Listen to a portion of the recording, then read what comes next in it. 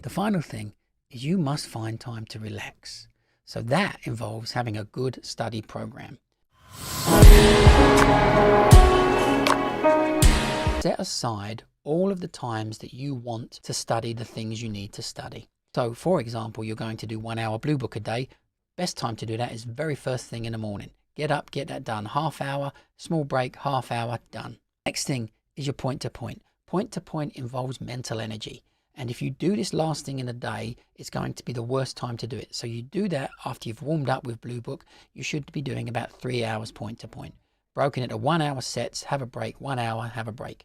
And in that time, you need to be aware of how many runs you called. It should be in the region of 50 to 80 runs, 25 each to 40 each between you and a partner.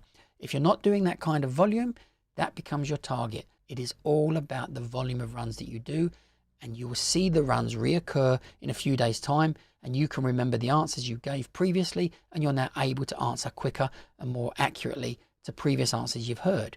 The fewer questions you practice, the less the questions will reoccur and the less you can remember, because it took so long for the question to reoccur that you've forgotten the answer anyway. It's all about volume. So there's your 3 hours point to point. You'd also want to try to set aside an hour's point revision.